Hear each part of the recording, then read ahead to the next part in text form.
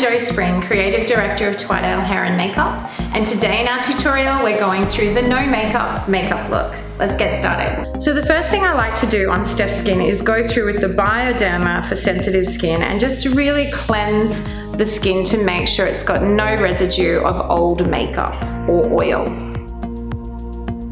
So my next step that I love to do is come through with the Fix Plus from MAC. A little tip that I like to do is once I've used the hydration products or even the foundation, I come back through with my fingers and really press that product into the skin.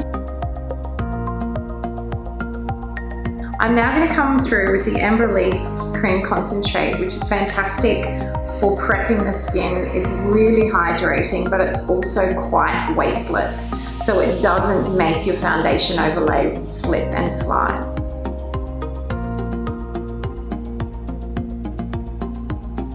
I'm now going to come through with the Rae Morris Radiance Brush number 27 and the IT Cosmetics CC Plus in Fair, and I'm going to just buff in a really light amount of foundation all over the skin to give that really even tone.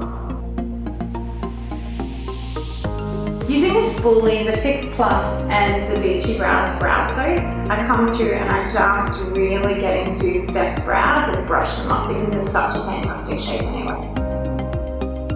Using the Rae Morris Kabuki along with the Fenty Matchstick in the shade of Rum, I'll then come through and I'll buff through the cheek zone. I love this tone because it gives that really bronzy, peachy finish with a little bit of luminosity.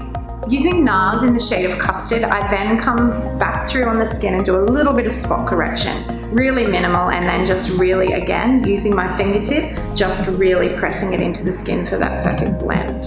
I also love to come up under the eye area if we do have a little bit of discoloration or darkness just close under the eye, and again, I spot correct there.